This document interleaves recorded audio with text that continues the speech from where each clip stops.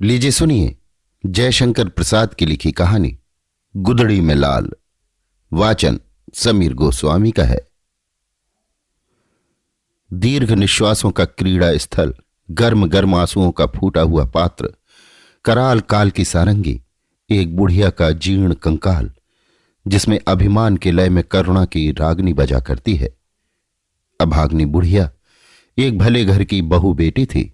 उसे देखकर दयालु वयोवृद्ध हे भगवान कह के चुप हो जाते थे।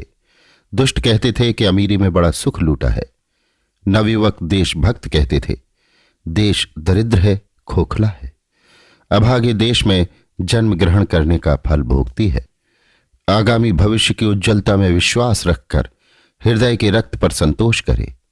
जिस देश का भगवान ही नहीं उसे विपत्ति क्या, सुख क्या। परंतु बुढ़िया सबसे यही कहा करती थी, मैं नौकरी करूंगी, कोई मेरी नौकरी लगा दो। देता कौन जो एक घड़ा जल भी नहीं भर सकती, जो स्वयं उठकर सीधा खड़ी नहीं हो सकती थी, उससे कौन काम कराए। किसी की सहायता लेना पसंद नहीं, किसी की भिक्षा का अन्न उसके मुंह में बैठता ही न था। लाचार होकर बाबू रामनाथ ने उसे अपनी दुकान में रख लिया। बुढ़िया की बेटी थी, वो 2 पैसे कमाती थी, अपना पेट पालती थी।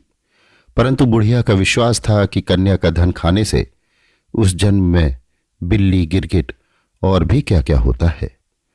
अपना अपना विश्वास ही है, परंतु धार्मिक विश्वास हो या नहीं, बुढ़िया को अपने आत्माभिमान का पूर्ण विश्वास था। वो अटल रही। सर्दी के दिनों में अपने ठिठुरे हुए हाथ में वो अपने लिए पानी भर के रखती। अपनी बेटी से संभवतः उतना ही काम कराती जितना अमीरी के दिनों में कभी कभी उसे अपने घर बुलाने पर कराती। बाबू रामनाथ उसे मासिक वृत्ति देते थे और भी 3-4 पैसे उसे चबेनी के जैसे और नौकरों को मिलते थे मिला करते थे। कई बरस बुढ़िया के बड़ी प्रसन्नता से कटे। उसे ना तो दुख था और न सुख। दुकान में झाड़ू लगाकर उसकी बिखरी हुई चीजों को बटोरे रहना और बैठे बैठे थोड़ा घना जो काम हो करना बुढ़िया का दैनिक कार्य था। उससे कोई नहीं पूछता था कि तुमने कितना काम किया। दुकान के और कई नौकर यदि दुष्टतावश उसे छेड़ते भी थे तो रामनाथ उन्हें डांट देता था। वसंत, वर्षा, शरद और शिशिर की संध्या में जब विश्व की वेदना, जगत की थकावट धूसर चादर में मुंह लपेटकर क्षितिज के नीरव प्रांत में सोने जाती थी, बुढ़िया अपनी कोठरी में लेट रहती। अपनी कमाई के पैसे से पेट भरकर कठोर पृथ्वी की कोमल रोमावली के समान हरी हरी धूप पर भी लेट रहना किसी किसी के सुखों की संख्या है, वो सबको प्राप्त नहीं। बुढ़िया धन्य हो जाती थी, उसे संतोष होता। एक दिन उस दुर्बल दीन बुढ़िया को बनिए की दुकान में लाल मिर्चे फटकना पड़ा। बुढ़िया ने किसी किसी कष्ट से उसे संवारा, परंतु उसकी तीव्रता वो सहन न कर सकी। उसे मूर्छा आ गई। रामनाथ ने देखा और देखा अपने कठोर तांबे के पैसे की ओर। उसके हृदय ने धिक्कारा, परंतु अंतरात्मा ने ललकारा। उस बनिया रामनाथ को साहस हो गया। उसने सोचा, क्या इस बुढ़िया को पेंशन नहीं दे सकता? क्या उनके पास इतना अभाव है? अवश्य दे सकता है। उसने मन में निश्चय किया, तुम बहुत थक गई हो, अब तुमसे काम नहीं हो सकता। बुढ़िया के देवता कूच कर गए। उसने कहा, नहीं नहीं, अभी तो मैं अच्छी तरह काम कर लेती हूं। नहीं, अब तुम काम करना बंद कर दो, मैं तुमको घर बैठे दिया करूंगा। नहीं बेटा, अभी तुम्हारा काम मैं अच्छा भला किया करूंगी।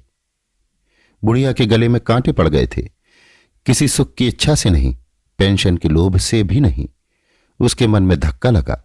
वो सोचने लगी, मैं बिना किसी काम के किए इसका पैसा कैसे लूंगी? क्या ये भीख नहीं? आत्माभिमान झंझना उठा।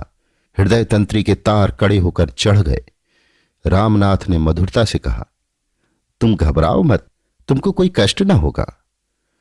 बुढ़िया चली आई। उसकी आंखों में आंसू न थे। आज वो सूखे काठ सी हो गई।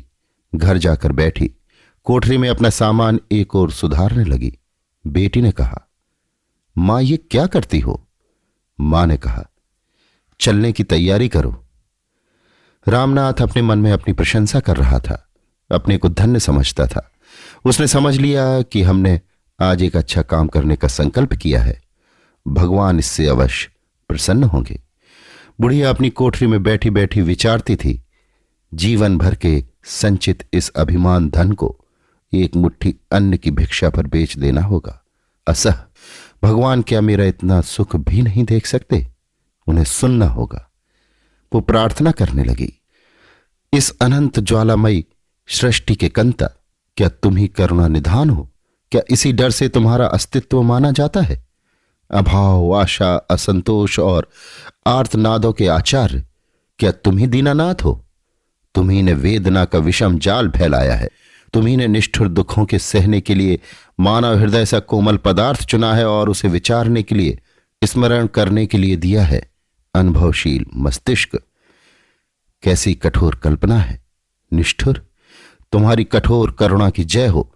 मैं चिर परिचित हूं। सहसा बुढ़िया के शीर्ण मुख पर कांति आ गई। उसने देखा एक स्वर्गीय ज्योति उसे बुला रही है। वो हंसी, फिर शिथिल होकर लेट रही। रामनाथ ने दूसरे ही दिन सुना कि बुढ़िया चली गई। वेदना क्लेशहीन अक्षय लोक में उसे स्थान मिल गया। उस महीने की पेंशन से उसका दाह कर्म करा दिया। फिर एक दीर्घ निश्वास छोड़कर बोला, अमीरी की आड़ में न जाने कितनी वस्तु कहां से आकर एकत्र हो जाती है। बहुतों के पास उस बाढ़ के घट जाने पर केवल कुर्सी, कोच और टूटे गहने रह जाते हैं, परंतु बुढ़िया के पास रह गया था सच्चा स्वाभिमान, गुदड़ी का लाल। अभी आप सुन रहे थे जयशंकर प्रसाद की लिखी कहानी गुदड़ी में लाल। वाचन समीर गोस्वामी का था।